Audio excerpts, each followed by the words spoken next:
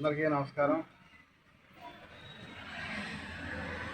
ఆంధ్రప్రదేశ్ మన అమరావతి రాజధాని రైతులకు, ఆంధ్రప్రదేశ్ ప్రజలకి, మీడియా మిత్రులకు, అన్ని పార్టీలకి, నాయకులకి ఈరోజు మన ఏఆర్ఎస్ పార్టీ జేకేఆర్ ఈ యొక్క రైతుల కోసం చేస్తున్న సెకండ్ కూలింగ్ మీద ఈ రిలే నిరసన దీక్ష దాదాపు 400 రోజులకి వచ్చింది. ఎందుకంటే మనం చూస్తూనే ఉన్నాం, గతంలో నుంచి కూడా 400 రోజుల నుంచి ఈ యొక్క కూలింగ్ అని చెప్పి చాలా దాదాపు పొలం తీసుకొని అమ్ముకోవటమే ఒక లక్ష్యంగా పని పెట్టుకున్నారు. వాళ్ళు ఫస్ట్ ఆయన గెలిచినప్పుడు కూడా అదే చేశారు. యూనివర్సిటీ రాజధాని అన్నారు.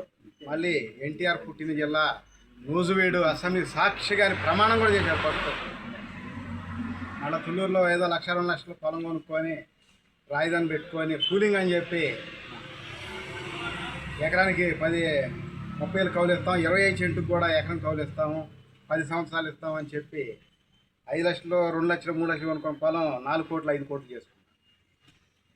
మళ్ళీ అలాగే తర్వాత వీళ్ళు చేసి అన్ని దుర్మార్గాలు చూసి వీళ్ళని మార్చి ఇంకొక ఆయన చేస్తే ఆయన కూడా మన 3 రాజధాని అని, తర్వాత మావిధని అని అదని చేసి వాస్తవంగా అయితే నాకు ఏ పార్టీ ఏ నాయకుడు అన్నా కూడా వ్యతిరేకం కాదు, కోపం కాదు. ప్రజలకి, రైతులకు కానీ మొత్తానికి అన్యాయం జరుగుతూ ఉంటుంది.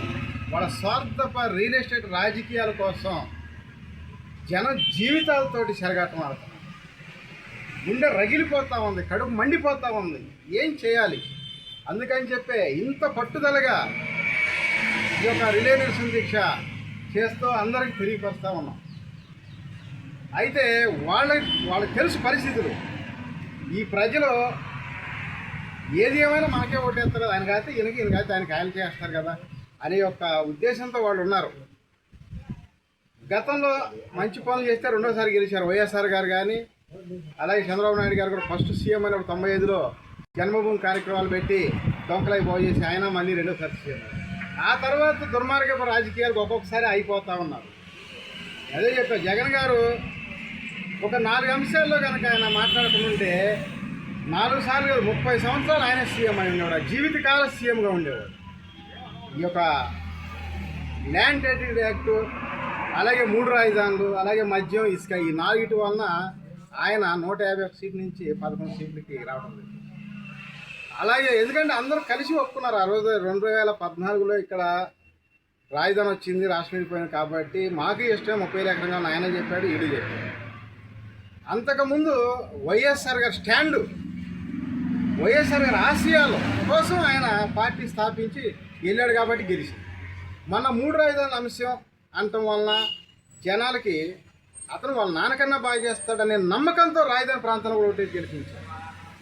ఆ తర్వాత ఏం జరిగింది? ఇతను అలా చేయడం లేదు, ఇతను మాట తప్పాడు అని చెప్పి ఓడియడం జరిగింది. ఆ విధంగా మళ్ళీ వీళ్ళు కూడా అదే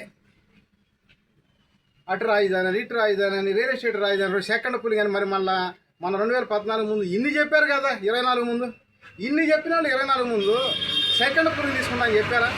ఒక్క మాట చెప్పలా. ఈ జనానికి ఇచ్చిన సూపర్ 6 పథకాలు మాత్రం మర్చిపోతున్నారు, అరాకొరా చేస్తున్నారు. కానీ ఇచ్చిన వాగ్దానాలు మర్చిపోతారు. కానీ ఈడ సెకండ్ కూలింగ్ అని చెప్పకుండా సెకండ్ కూలింగ్ ప్రకటించుకొని 1 లక్ష ఎకరాలు, 2 లక్షలు, 3 లక్షల ఎకరాలు తీసుకొని వాడు ఇష్టానుసారం అమ్ముకేసుకోవాలని చెప్పి ఆలోచనతో చేస్తాం. అందుకని ఇవన్నీ గమనిస్తూ ఉన్నాం మనం కూడా. ఏది ఏమైనా సరే ఎకరానికి ₹1 లేదా గవర్నమెంట్ ఎలక్షన్ 4 రేటింగ్లు ఇచ్చి 250 గజాలు ఇవ్వాలని చెప్పి మనం 400 రోజుల నుంచి నిరంతరంగా పోరాటం చేస్తాం.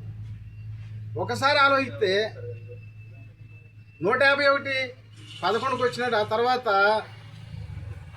ఈ యొక్క 164 ఉన్నాయి అనుకుంటున్నాను. 164కి 4 వచ్చిన ఆశ్చర్యం లేదు, అసలు రాకపోయినా 0 వచ్చిన ఆశ్చర్యం లేదు. మనం అడిగే డిమాండ్ నెరవేర్చి కనుక వెళ్తే రైతులు కానీ ఈ రాష్ట్రం రేపు ఎలక్షన్కి 100% శ్రీకారం నుంచి దాకా మంచి ఆలోచన విధానాలు ఉన్నారని చెప్పి వేస్తారు, గెలుస్తారు. అట్ట కాకుండా వాళ్ళు ఇష్టం సరే ఒంటెద్దు పాకడ పోయి వీళ్ళు చేసేది ఏముంది, ఇట్లాంటి వాళ్ళు ఎంతోమంది చూసాం, వస్తూ ఉంటారు, పోతూ ఉంటారు, ఏం చేస్తారులే అని ఒక ధీమాగాను వ్యక్తం చేస్తే ఆల్రెడీ జగన్ గారికి అర్థమైపోయాయి కదా. కర్నూలు నుంచి గుంటూరు వచ్చాడు, విశాఖ నుంచి విజయవాడ దాకా వచ్చాడు. ఇంకొకరు ఉంది, ఇంకొకరు ఏంటంటే గుంటూరు